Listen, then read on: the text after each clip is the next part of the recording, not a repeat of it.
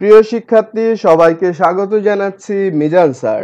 একাদশ শ্রেণীতে যারা পড়ছো, দ্বাদশ শ্রেণীতে যারা পড়ছো এবং ভর্তি পরীক্ষা যারা দিবে সবাইকে স্বাগত জানাচ্ছি। আমি সিরাজউদ্দৌলা নাটকের দ্বিতীয় এপিসোড নিয়ে তোমাদের সামনে হাজির হয়েছি এবং প্রথম এপিসোডে বা প্রথম পর্বে আমি দেখিয়েছিলাম যে কিভাবে জ্ঞানমূলক প্রশ্ন বের করতে হয়। আজকে আমরা যাব অনুধাবনমূলক প্রশ্নে। আমি প্রথমেই বলে রাখি যে আমি চেষ্টা করব ধারাবাহিকভাবে প্রথম প্রশ্নটি ধারাবাহিকভাবে থাকবে না, শেষের দিকে কিছু ধারাবাহিক প্রশ্ন থাকবে না, আর বেশিরভাগ প্রশ্ন ধারাবাহিকভাবে থাকবে। ধারাবাহিকতা বলতে আমি এখানে বোঝাচ্ছি যে আমাদের এখানে নাটকের 4টি অঙ্ক রয়েছে, 12টি দৃশ্য রয়েছে, সেই ধারাবাহিকতা অর্থাৎ প্রথম থেকে শেষ পর্যন্ত কিছু ব্যতিক্রম বাদে ধারাবাহিকভাবে থাকবে। আমি এই 3টি গ্রুপকে বলছি যে প্রথম গ্রুপ অর্থাৎ একাদশ শ্রেণী, তোমাদেরকে অবশ্যই এইচএসসি পরীক্ষা দিতে হবে, সেখানে এই নাটকের প্রশ্নের আনসার তোমাদের করতেই হবে। সেখানে তোমাদেরকে কমপক্ষে এখান থেকে 13 নম্বরের আনসার করতে হবে এবং তুমি সর্বোচ্চ 23 নম্বরের আনসার করতে পারবে। দ্বাদশ শ্রেণীর ক্ষেত্রে একই কথা বলা যায়, কারণ তোমাদের যে শর্ট সিলেবাস সেখানে এটি রয়েছে, তোমাদের এখানে 23 নম্বরের উত্তর করার সুযোগ রয়েছে।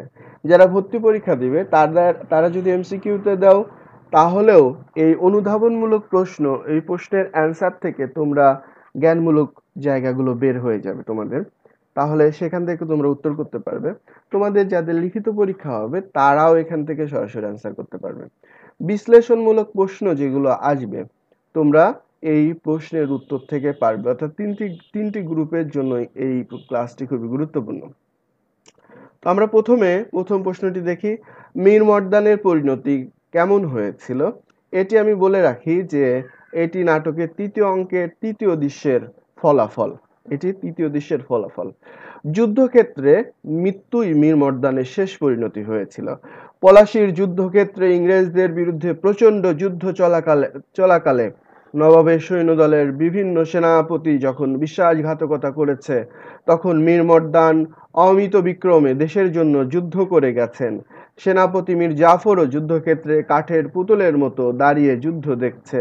ইতোমধ্যে বৃষ্টিপাতের ফলে গোলাবারুদ ভিজে অকেজো হয়ে যায়। অন্য উপায় না দেখে মীর মর্দান শুধু তরবারি দিয়ে মুখোমুখি যুদ্ধ করে যান। আর একটি কথা বলে রাখি এখানে যে নবাব এই যুদ্ধে মীর জাফর আলী খান যখন বৃষ্টিপাতের ফলে গোলাবারুদ ভিজে অকেজো হয়ে যায় তখন তিনি যুদ্ধ থামাতে বলেন। ফলে কিছুক্ষণের জন্য যুদ্ধ থামানো হয়, কিন্তু মীর মর্দান থেমে থাকেননি। তিনি অন্য উপায় না দেখে তরবারি দিয়ে সরাসরি যুদ্ধে চলে যান এবং তার মৃত্যু হয় এবং যুদ্ধক্ষেত্রে তিনি শহীদ হন। দ্বিতীয় প্রশ্নে আমরা চলে যাই, সেটি হচ্ছে, আশা করি নবাব আমাদের উপরে অন্যায় জুলুম করবেন না। হলওয়েলের নবাবের প্রতি এ বিশ্বাসের কারণ কি? প্রথম অঙ্ক প্রথম দৃশ্য। নবাব হলওয়েলকে তার কৃতকার্যের উপযুক্ত প্রতিফল নেবার জন্য তৈরি হতে বললে কাতর স্বরে হলওয়েল উদ্ধৃত আবেদন জানায়। নবাব বাহিনী ইংরেজ সৈন্যদের ঔদ্ধত্যের প্রতিশোধ নেবার জন্য ফোর্ট উইলিয়াম দুর্গে হামলা চালালে ইংরেজ বাহিনী বিপর্যস্ত হয়ে পড়ে। ক্যাপ্টেন ক্লেটন সহ সেনা কর্মকর্তাদের অনেকেই প্রাণ ভয়ে পালিয়ে যায় দুর্গ থেকে। ইংরেজ বাহিনীর পক্ষে যুদ্ধ চালিয়ে যাওয়ার প্রস্তুতি নিচ্ছিল সার্জন হলওয়েল। এমন সময়ে সিরাজউদ্দৌলা সসৈন্য ইংরেজ দুর্গে ঢুকে ভৎসনার সুরে হলওয়েলকে বলে, কোম্পানির ঘুষখোর ডাক্তার রাতারাতি সৈন্যদক্ষ হয়ে বসেছে। তারপর অর্থাৎ কিছুক্ষণ পর হলওয়েল কথাটি বলেছে নবাবকে। আমরা 3 নম্বর প্রশ্নে চলে যাই। মার্টিন কেন ড্রেকের কাছে তাদের ভবিষ্যৎটা জানতে চেয়েছে? মার্টিন ড্রেকের কাছে ভবিষ্যৎটা জানতে চেয়েছে প্রথম অঙ্কের দ্বিতীয় দৃশ্যে, অর্থাৎ তারা যখন ফোর্ট উইলিয়াম জাহাজে ছিল ভাগীরথীর নদীতে কলকাতা থেকে 40 মাইল দূরবর্তী স্থানে, তখন এই ঘটনাগুলো ঘটেছিল। সিরাজউদ্দৌলা ইংরেজদের কাছে, অর্থাৎ এই যে ফোর্ট উইলিয়াম দুর্গে যখন সিরাজউদ্দৌলা জয়লাভ করে তার পরের ঘটনা, সিরাজউদ্দৌলা ইংরেজদের কাছে জিনিসপত্র বিক্রি করতে নিষেধ করলে ভাগীরথীতে এক জাহাজ থেকে মার্টিন ড্রেকের কাছে তাদের ভবিষ্যৎটা জানতে চেয়েছে। মার্টিনরা ভাগীরথীর যে জাহাজে, সেখান থেকে হাটবাজার অনেক দূরে। নবাব ইতোমধ্যে তাদের কাছে যে কোনো জিনিসপত্র বিক্রি করতে নিষেধ করেছেন। 4 গুণ দাম দিয়ে অতি সংগোপনে মানে চুরি করে বা গোপনে জিনিস কিনতে হয়। এই অবস্থা কতদিন চলবে এবং শেষই বা কোথায়? ধৈর্যহারা মার্টিন তা আজ জানতে আগ্রহী। এখানে ইংরেজদের দুর্দশার চিত্র অঙ্কিত হয়েছে। একটু বলে রাখি, ড্রেক ছিল ফোর্ট উইলিয়াম দুর্গের যে যুদ্ধ হয়েছিল সেটার প্রধান সেনাপতি বা সৈন্যধ্যক্ষ, মূল সৈন্যধ্যক্ষ। তিনি সবার আগে পালিয়েছিলেন। আস্তে আস্তে সবাই পালিয়ে যায়। তো এখানেও তিনিই প্রধান, এই জন্য প্রধানের কাছেই তারা জানতে চেয়েছে। 4 নম্বর প্রশ্ন যাই। এই প্রশ্নটিও আমরা একই দৃশ্য থেকে নিচ্ছি, অর্থাৎ প্রথম অঙ্ক দ্বিতীয় দৃশ্য। ইংরেজ সৈন্যরা তাদের দুর্দশার জন্য ড্রেককে দায়ী করলেন কেন? সকলের ধারণা ড্রেকের ভুল পদক্ষেপের জন্য ইংরেজদের দুর্দশা। এ কারণে সবাই ড্রেককে দায়ী করলেন।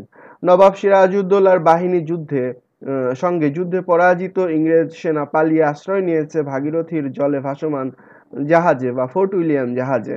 কলকাতার গভর্নর রজার ড্রেকও কাপুরুষের মতো ভয়ে সেখানে পালিয়ে গেছেন। জাহাজে আশ্রয়রত সকলের অবস্থা অর্থাৎ পানীয়, খাদ্য ও পোশাকের অভাবে এবং নিরাপত্তার অভাবে উৎকণ্ঠায় অসহনীয় হয়ে উঠেছে সবাই। অসহনীয় উঠেছে সবাই।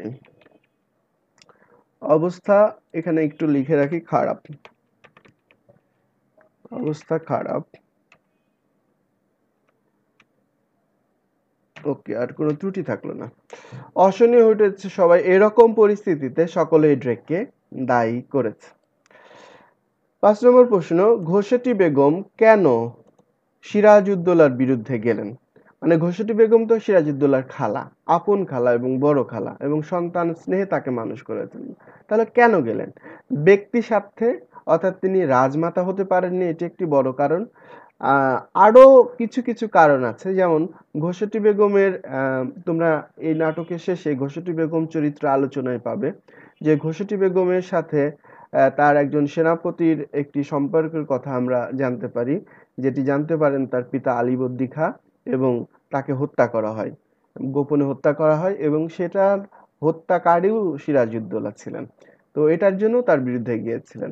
মূল বিষয়টা হচ্ছে ঘোষেটি বেগম রাজমাতা হিসেবে যে সুবিধাটা চেয়েছিলেন সেই সুবিধাটা তিনি পাননি, যেটি তার মা পেয়েছে আমিনা বেগম, এবং তার এই ক্ষমতার যে উচ্চাভিলাষ সেটিই তাকে মানে নবাবের বিরুদ্ধে নিয়ে গেছে।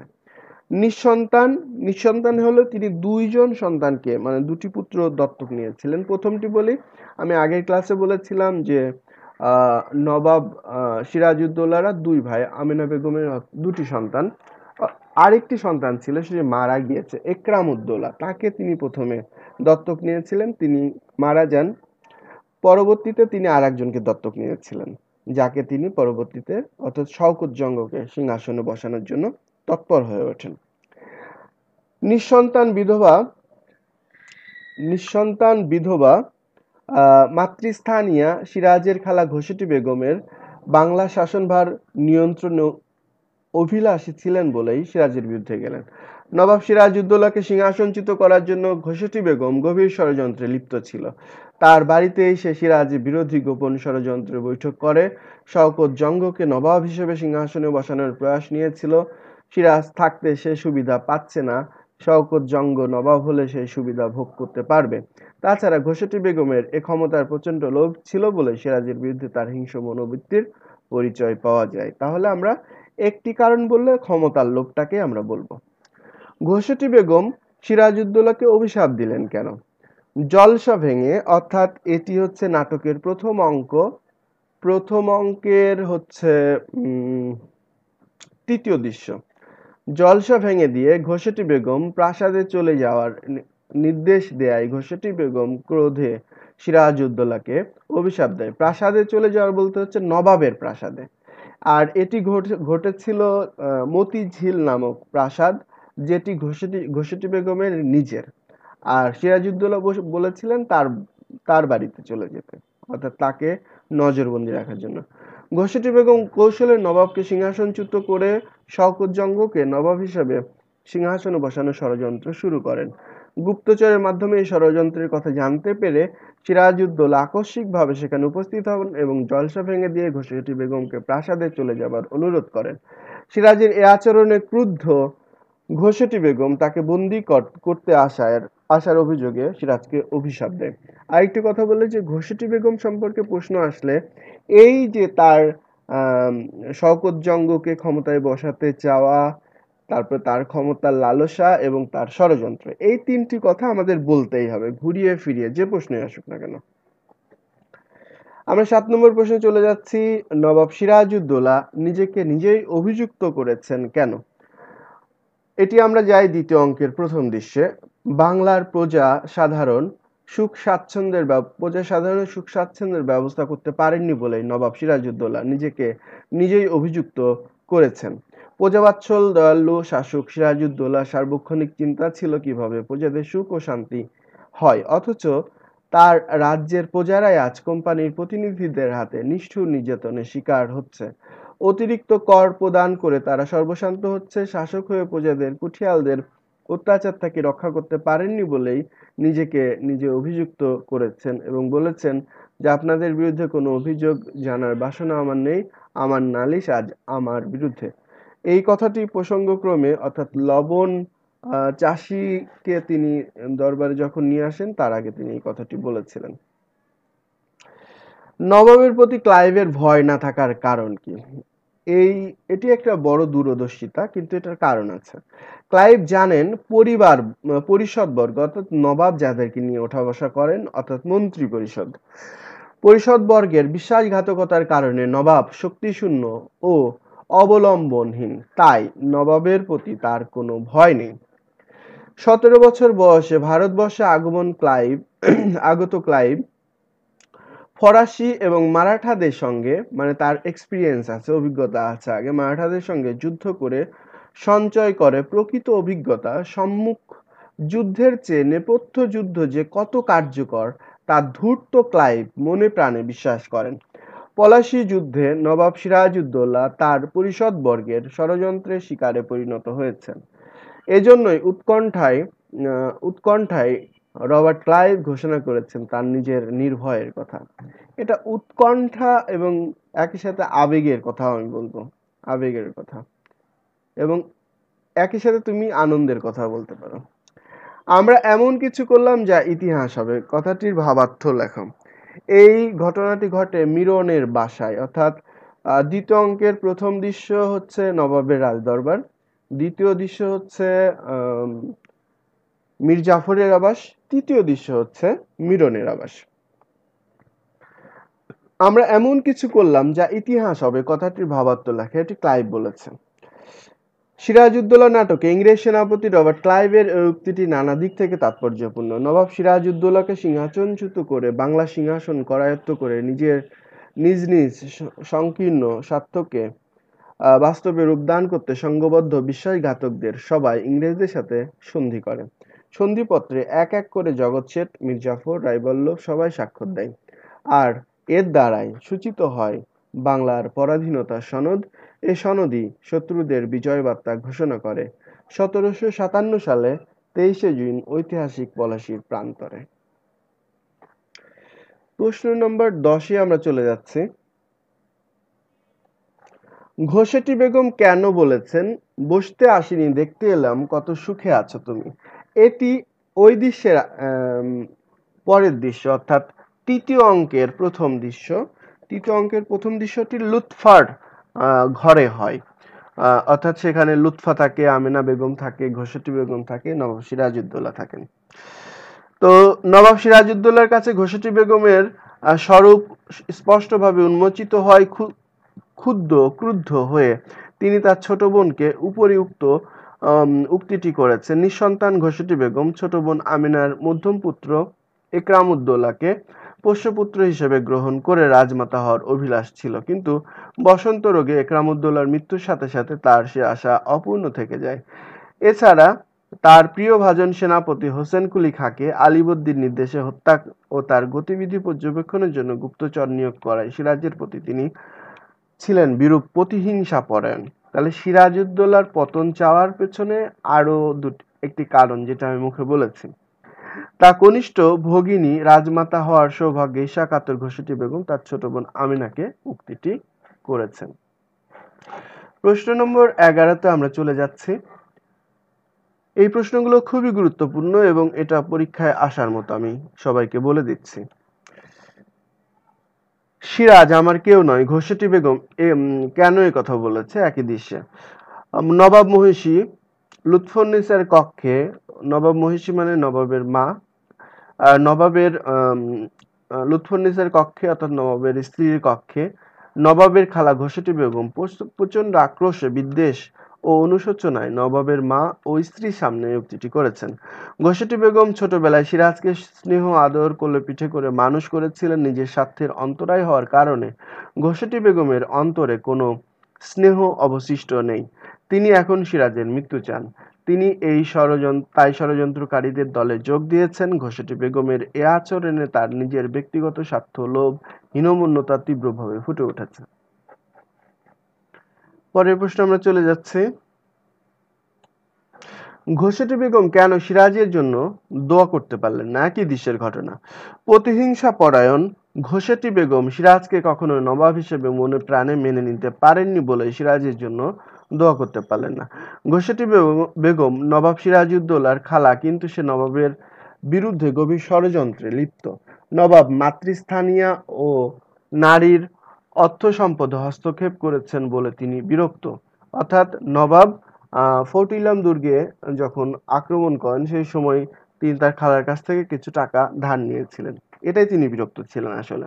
সিরাজের বিরুদ্ধে যুদ্ধে জয় নিশ্চিত করার জন্য শওকত জঙ্গের পেছনে ব্যয় করেছেন অজস্র অর্থ। সিরাজকে ক্ষমতাচ্যুত করতে পারলেই ঘোষেটি বেগমই সবচেয়ে বেশি খুশি হবেন বলে লুৎফুন্নিসার প্রতি তিনি বলেছেন।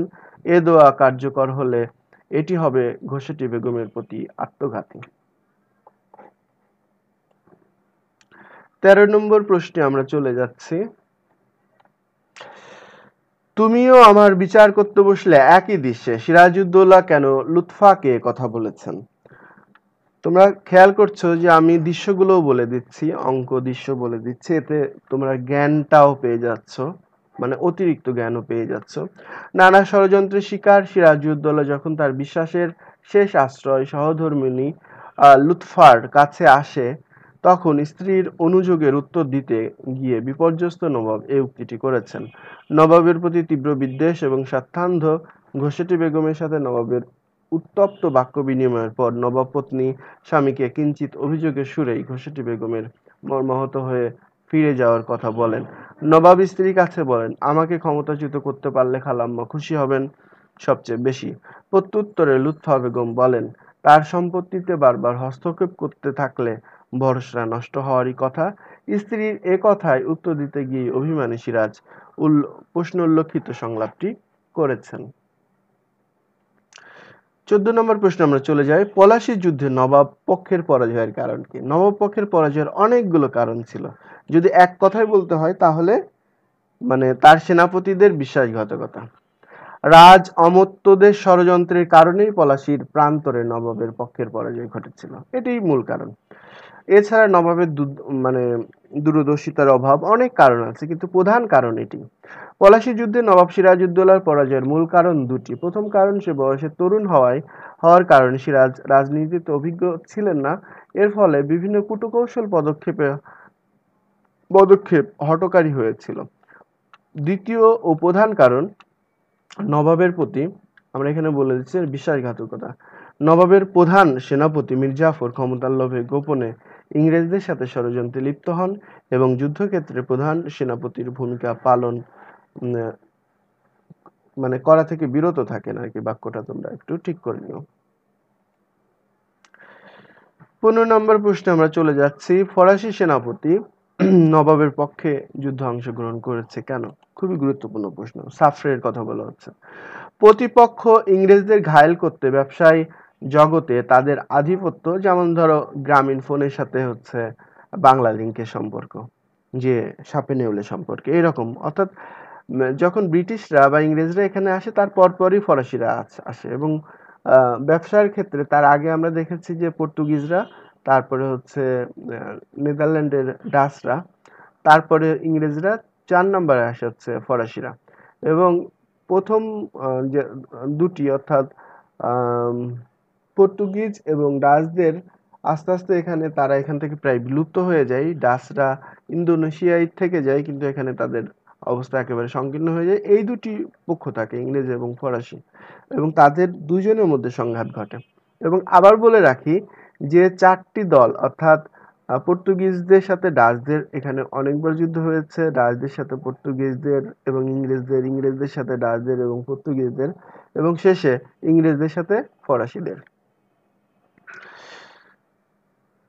এই কারণে তারা যুদ্ধে অংশগ্রহণ করেছেন। ভাগ্যান্বেষণে আগত ফরাসি বণিকরা এ ভারতবর্ষে এসেছিল নিজেদের ভাগ্য পরিবর্তনের প্রত্যাশায়। ইংরেজদের মতো তাদের মধ্যে একসময় জেগে ওঠে রাজ্য জয়ের প্রবল ইচ্ছা পূরণের প্রত্যাশায় ইংরেজ বণিকদের সাথে ফরাসিরা যুদ্ধে জড়িয়ে পড়ে। তাই ইংরেজদের ঘায়েল করার উদ্দেশ্যে সেনাপতি নবাব পক্ষের সহযোগী হিসেবে পলাশীর প্রান্তরে সংঘটিত যুদ্ধে অংশগ্রহণ করেন, এবং সেই সেনাপতির নাম ছিল সাফ্রে। ১৬ নম্বর প্রশ্নে চলে যাচ্ছি। আমার শেষ যুদ্ধ পলাশীতেই। এটি ছিল হচ্ছে তৃতীয় অঙ্কর তৃতীয় দৃশ্য।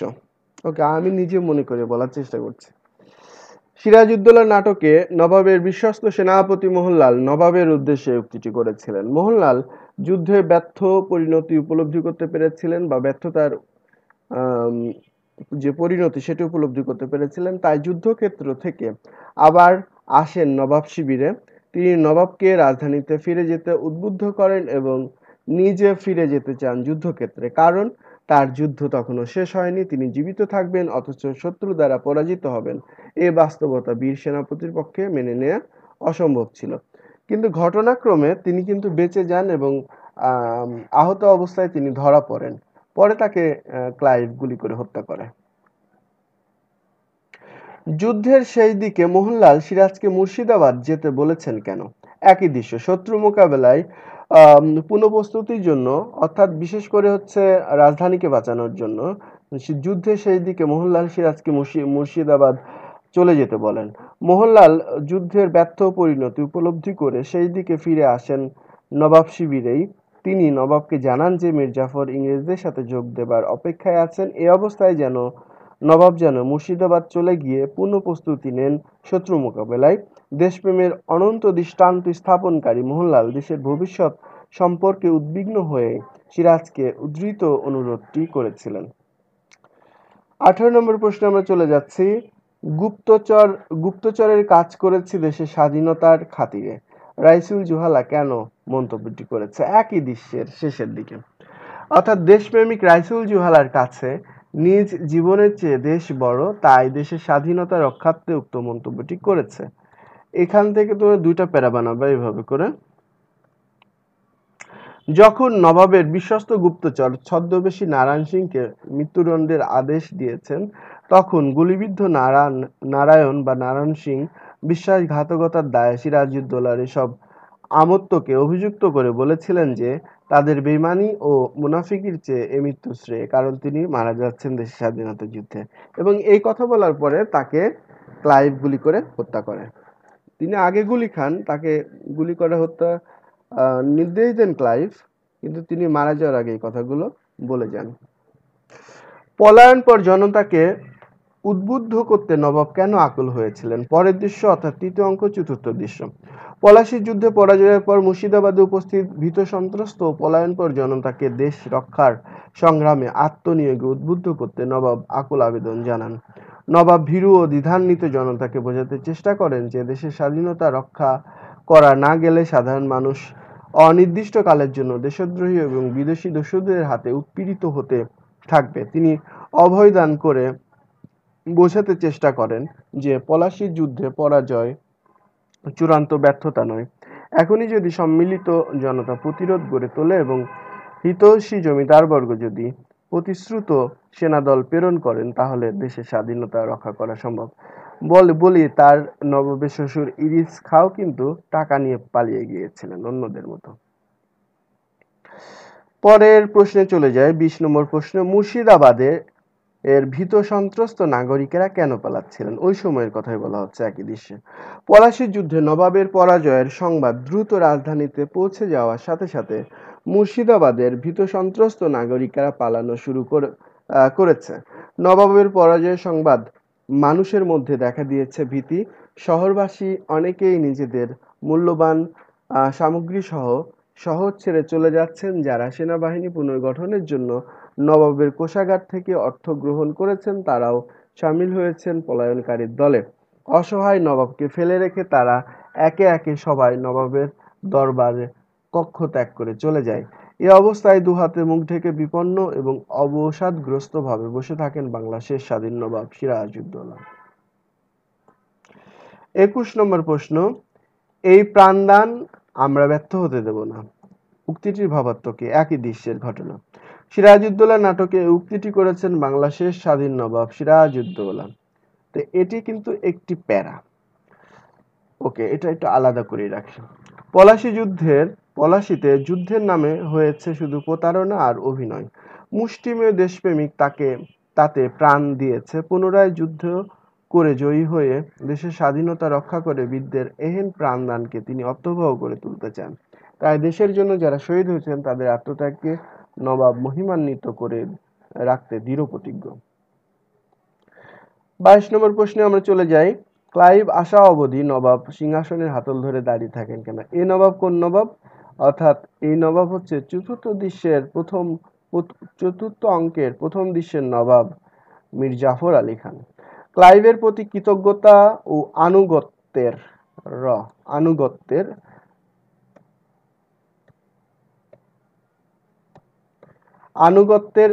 এবং একই সাথে ব্যক্তিত্বহীনতার কারণে মীর জাফর কর্নেল ক্লাইভ আসা অবধি সিংহাসনের হাতল ধরে দাঁড়িয়ে থাকেন।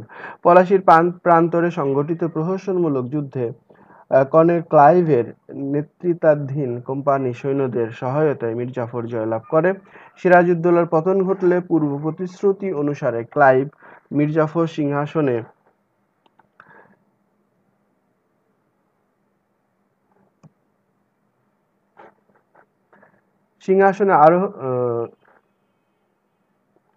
সহায়তা মীর জাফর জয়লাভ করেন।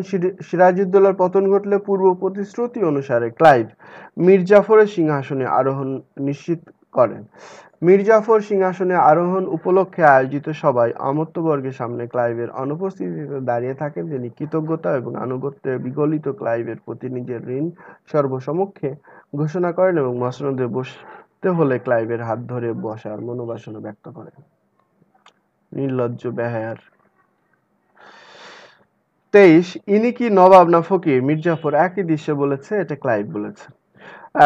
কর্নেল ক্লাইভ দরবারে প্রবেশ করে নতুন নবাবকে দাঁড়িয়ে থাকতে দেখে বিস্মিত হন এবং ব্যঙ্গ করে এই কথাটি বলেন। বাংলার শেষ স্বাধীন নবাব সিরাজউদ্দৌলার পতনের পর পূর্ব চুক্তিমতো নবাব হন বিশ্বাসঘাতক ক্ষমতালোভী মীর জাফর। রাজদরবারে এসে মীর জাফর সিংহাসনে না বসে সিংহাসনের হাতল ধরে কর্নেল ক্লাইভের জন্য অপেক্ষা করতে থাকেন। তখন নতুন বিশ্বাসঘাতক নবাবকে দেখে ক্লাইভ উপরিউক্ত উক্তিটি করেছিলেন। পরের প্রশ্নে আমরা চলে যাই।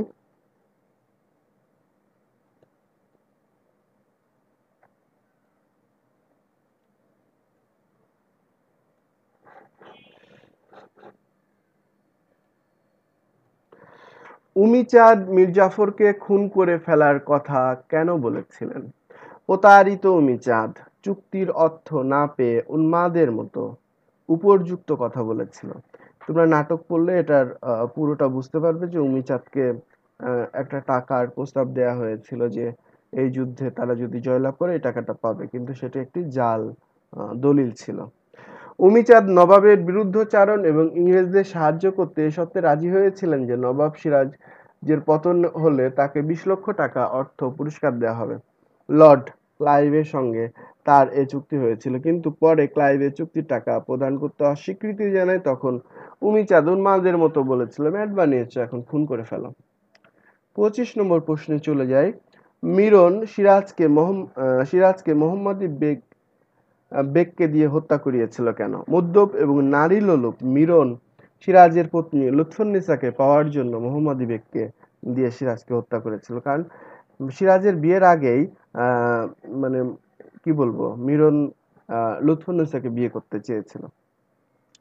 অন্ধকার কারাকক্ষে হতভাগ্য নবাব যখন সামান্য আলোর পরশ পেতে লুৎফা এবং বাংলার মানুষের জন্য শুভকামনা করছিলেন, তখন মিরন মোহাম্মদী বেগকে নিয়ে কারা কক্ষে প্রবেশ করেন। এটি সেই দৃশ্য। মিরনের ধারণা সিরাজকে সরিয়ে দিলেই লুৎফাকে সে পাবে, কিন্তু শেষ পর্যন্ত তার সে আশা নিরাশায় পরিণত হয়। লুৎফা মারা যায়, কিন্তু লুৎফা বিয়ে করেনি। এখানে আরেকটি সত্য কথা বলে রাখি, মীর জাফর এটি হতে দেয়নি। অর্থাৎ মীর জাফর চায়নি কিন্তু সিরাজকে মারা হোক। এটি ক্লাইভ চেয়েছিল এবং সেটা বাস্তবায়ন করেছিল মিরন মোহাম্মদী বেগের মাধ্যমে। মোহাম্মদী বেগ সিরাজকে হত্যা করবে একথা সিরাজের কাছে কেন অবিশ্বাস্য মনে হয়েছিল? শৈশবে অনাথ মোহাম্মদী বেগকে সন্তান স্নেহে লালন পালন করেছিলেন সিরাজের পিতা মাতা। ওই সন্তানের ঋণের কথা স্মরণ করে সিরাজের মনে হয়েছিল মোহাম্মদী বেগ তাকে হত্যা করবে না। ঘাতক মোহাম্মদী বেগ কারাকক্ষে বন্দী সিরাজের দিকে লাঠি হাতে এগিয়ে আসতে থাকলে সিরাজ যুগোৎপদ ভীতি ও বিমূঢ় হয়ে পড়েন। মোহাম্মদী বেগের মতো ব্যক্তি যে শৈশব থেকে উপকার পেয়েছে সিরাজের পিতা মাতার কাছ থেকে, সে সিরাজকে হত্যা করতে আসবে এটি তার কাছে বিশ্বাসযোগ্য বলে মনে হয়েছিল, অবিশ্বাসযোগ্য বলে মনে হয়েছিল। ২৭ নম্বর প্রশ্নে, সে নবাবী পেলে প্রকারান্তরে আপনারাই তো দেশের মালিক হয়ে বসবেন। আমরা আবার একটু ব্যাকে ফিরে গেলাম। সিকান্দার আবু জাফর বিরচিত বা রচিত সিরাজউদ্দৌলা নাটকে উদ্ধৃত উক্তিটি করেছিলেন নবাবের বড় খালা ঘসেটি বেগম। এটি হচ্ছে প্রথম অঙ্ক, তৃতীয় দৃশ্য।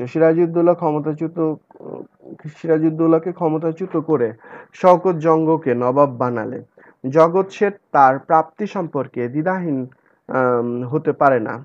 তাই ষড়যন্ত্রকারীদের নেতৃত্বদানকারী ঘসেটি বেগমের কাছে সে জানতে চায়, শওকত জঙ্গ নবাব হলে আমি কি পাবো? আমাকে পরিষ্কার করে বলুন। জগৎ শেঠের প্রশ্নের উত্তরেই ঘসেটি বেগম কথাটি বলেছিলেন। ২৭, আমরা একেবারে শেষের দিকে চলে এসেছি। ২৮, কোম্পানির প্রতিনিধি ওয়াটসকে সিরাজ কেন অভিযুক্ত করেছেন?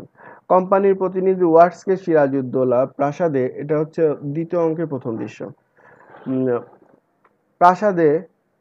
প্রজাদের উপর নিষ্ঠুর আচরণ ও অত্যাচারের অভিযোগে অভিযুক্ত করেছেন। জনৈক প্রজা অল্পমূল্যে কোম্পানির প্রতিনিধির কাছে লবণ বিক্রি না করায় কোম্পানির লোকজন তার বাড়িঘর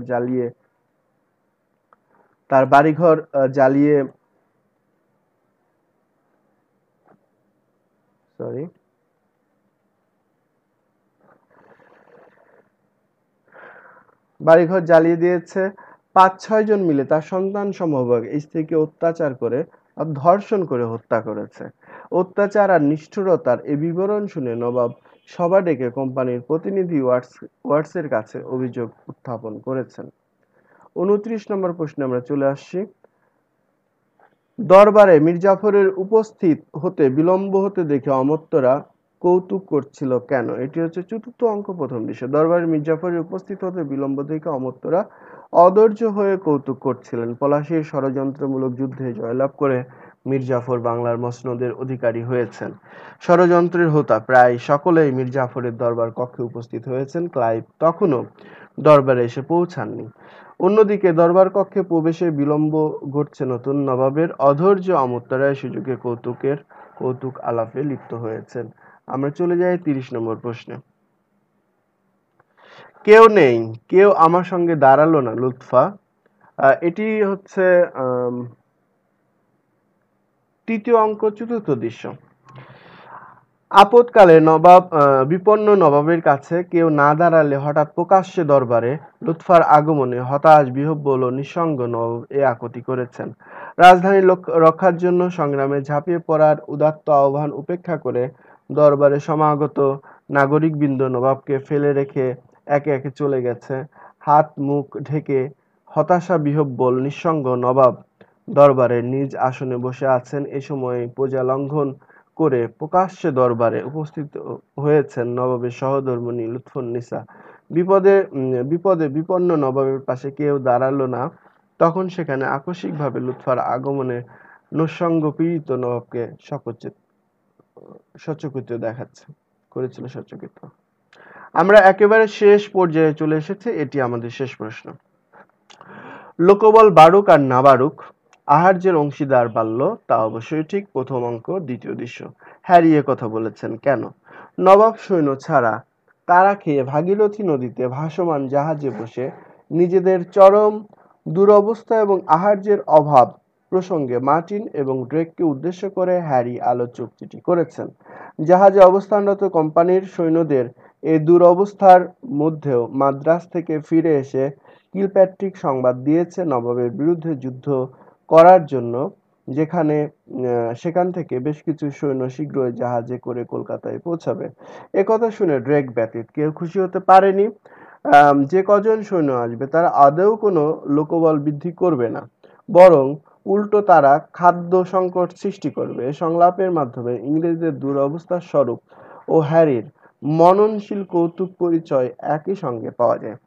আমি বলে রাখি প্রিয় শিক্ষার্থী, এই ৩১টি অনুধাবনমূলক প্রশ্ন, এখানে প্রচুর জ্ঞান রয়েছে, আমরা সেগুলো পড়লাম। আমি নিজেও অনেক কথা বলেছি। এর বাইরে প্রচুর প্রশ্ন রয়েছে, কিন্তু এই প্রশ্নগুলো পড়লেই তোমরা একটা বিশাল আইডিয়া পাবে এবং এগুলোর মধ্যে থেকে তোমাদের কমন পাওয়ার একটি বিশাল, অন্তত 50% পসিবিলিটি আছে। আর এটি পড়লে তোমরা সব ধরনের প্রশ্নের আনসার করতে পারবে। ক্লাসটি একটু লম্বা ছিল, কিন্তু যারা, মানে সেটি যদি একজনও হয় বা 10 জনও হয়, যারা প্রথম থেকে শেষ পর্যন্ত না টেনে এই ক্লাসটি করেছো, তাদেরকে ধন্যবাদ দিই ক্লাসটি দেখার জন্য। এবং আমি বিশ্বাস করি যে এই ক্লাসটির মাধ্যমে তোমরা সবাই, এই ক্লাসটি যারা করেছো পুরোপুরি, অনেক উপকৃত হবে। এবং আমি জানি যে তোমরা তোমাদের পরবর্তী পরীক্ষার পরে অবশ্যই আজকে ধন্যবাদ না জানালেও সেদিন ধন্যবাদ আমাকে জানাবে, এটা আমি বিশ্বাস করি। তো পরবর্তী ক্লাস দেখার আমন্ত্রণ জানিয়ে মিজান স্যার তোমাদের কাছ থেকে বিদায় নিচ্ছি। ভালো থাকো, সুস্থ থাকো, স্টে অ্যাট হোম।